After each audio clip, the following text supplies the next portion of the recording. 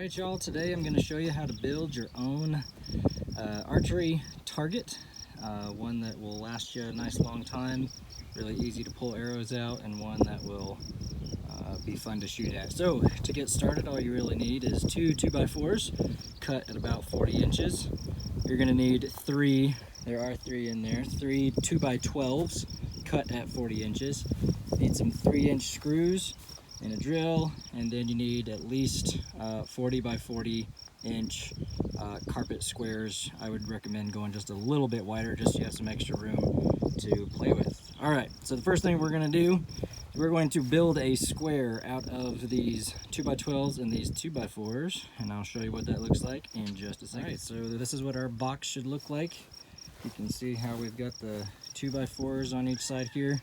It's very important to make sure you have this gap. Okay, so just flush your 2x4s to the ends on the outside, and again, make sure you leave enough room on your 2x4s to match the bottom. I think the 2x4s on top ended up being about 43 inches with the extra space that we added from the outside there. But this is what your box should look like. And so now we're going to get to the next step, and that is getting it up on our stilts or our platform, whatever you want to call it. Basically, we're just going to raise it up off the ground so that it doesn't sit flush on the ground there. Let air get underneath it so it doesn't sit in the moisture and rot. So there's our base. All you need is just get it up about 3 inches off the ground. I just used some leftover 1x6 laying around the house, and again, this is just to get it up off the ground a little bit, let some air come through there.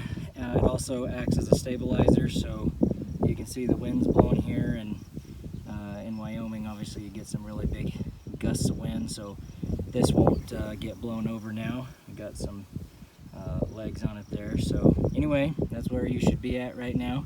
Next thing we're going to do is put our carpet on the front and the back. So when we start putting our carpet on, just start by tacking one corner up in the right. You can use a nail or a screw, however you want to get it in there. And then come over to the other side, make sure your carpet's pulled tight over, and tack it in the other.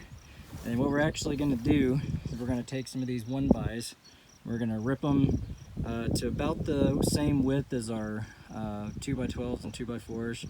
And that's what's going to hold our carpet in place. Want to make sure it's nice and tight. Obviously don't try to rip your carpet or anything. It doesn't have to be that tight, but you just want it to be as flat as you can get it up against the front. So now, as you can see, we've got our 1x across the top there, just holding that carpet down in place. Next thing I'm going to do, I'm going to tack a screw down in the bottom and just get them snug, not super crazy tight or anything, but just to where it's keeping it all nice and flat and straight. And then I'm going to take this piece. You can see I've already got my screws kind of put in there part way, and then I'm just going to put it vertical on that side and screw it in there nice and tight. And you're not losing any shooting area in the middle. This is just lining up with your already outer frame there. First carpet square done. We're going to do the same thing to the other side. But again, you can see we just took the 1x and screwed it down each side there to secure it and keep it tight.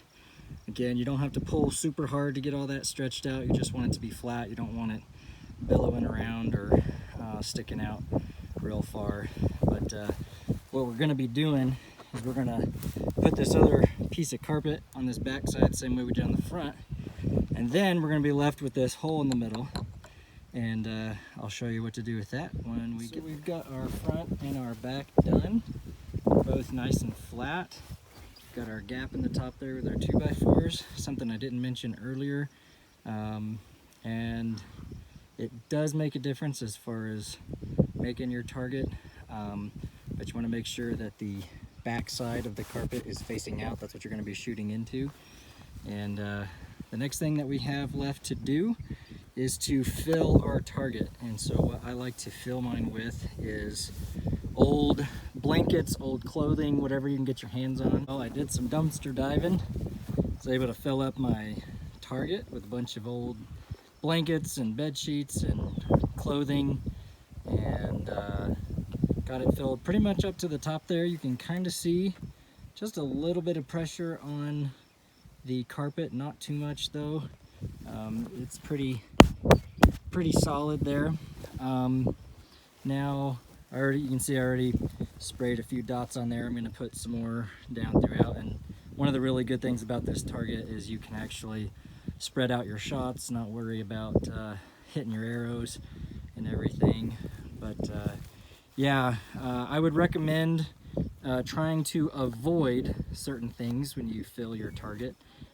Do not put denim. Don't put denim jackets, don't put denim jeans, because what tends to happen, because denim is so thick, your arrow will penetrate and then it will not want to let go. So I've learned that lesson the hard way. Don't put a bunch of denim in there. In fact, I would stay away from a lot of the really tight fabrics, stuff like Carhartt material, you know, things that are meant to be really dense and thick. Your arrow will penetrate it, but then it won't want to come out when you pull it out. Basically, all of these soft materials, your arrow isn't really going through them. They're actually kind of getting stopped. So the carpet's actually doing quite a bit of the slowing down, and then by the time it gets to the clothing inside, your arrow is basically just pushing it back. And so anyway, I'm going to show you in just a few minutes when we shoot the target how easy it is to pull it out, and then we'll talk about some pros and cons to this particular style of target. All right, so one thing I forgot to mention, if you are concerned about weathering, you know, if you're in a place where it rains quite a bit, what I just did is I just threw on a quick coat of linseed oil on these outer edges on top here. And I don't have a piece with me right now, but what I may eventually end up doing, if you've got a extra piece of some like metal siding, you know, I've got this here, I've probably got an extra piece laying around somewhere, you can just set it on top and screw it in, and that'll keep rain from getting down in the clothing for the most part, and that'll keep it from getting kind of moldy and gross or whatever. But out here in Wyoming, we don't get a ton of rain, but you know, this will probably last for a good long while. It'll probably have more sun damage than it will water damage, but anyway, just wanted to throw that out. So we got our dots drawn on here. Again, I like to have a lot to choose from just so you can spread your arrows out. It also helps to keep the carpet from breaking down too quickly from shooting in one spot over and over again. Saves your arrows, and I like to do one big dot in the middle, so when you're out at you know, 60-70 yards, or if you like to go out even to 80, 90, 100, whatever, having that big dot there just makes it a little bit easier to focus in on something. And again, we're not talking about a really big dot, you know, compared to my hand here. I can cover it up with the palm of my hand. And then these guys aren't very big, but anyway, I like to spread them out just so we can save the carpet as best we can. Surprisingly, it does hold up for a really long time. But let's get to shooting it and show you how it does. All right, so to be shooting this target today, I'm going to be using the Matthews Chill R. I'm going to be using full metal jacket arrows at about 11 grains per inch. They're 340s, and the bow is set at 70 pounds. So we're definitely putting in a lot into this target. You know, I've shot it a little bit, but I want to show you guys what it's going to do. But I just want to let you guys know that this isn't, you know, a light setup. We've got some dense arrows, we got a fast shooting bow, and so this target's going to stop them pretty easy, and they're going to pull out pretty easy. Alright guys, we're going to shoot the target now. I'm going to step back to about 20 yards, shoot a few of the dots, and then we'll see if it keeps it from going through the other side, and we will see how difficult it is to pull the arrows out.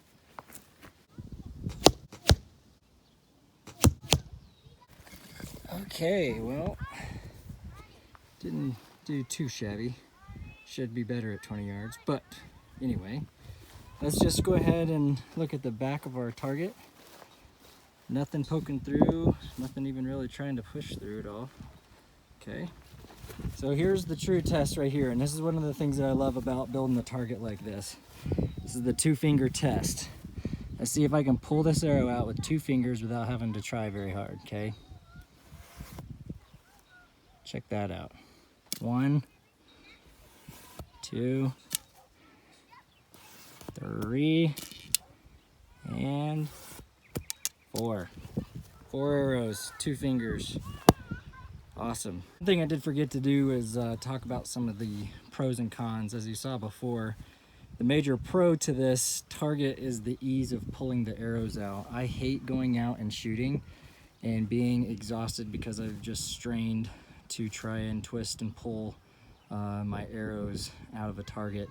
My hands start to hurt, it takes the energy out, but this target makes it way more fun to shoot over and over and over again because you're not exerting yourself trying to pull your arrows out of a really thick, dense target. And again, the advantage to having the multiple dots there is you're not stacking arrows on top of each other. And one of the big pains about shooting a smaller target is that you know, you gotta shoot close to your other arrows and you lose veins, you destroy arrows and stuff like that. And so anyway, that's one of the nice things about having a nice big target to shoot at. Long distance, you feel a lot more comfortable shooting long distance.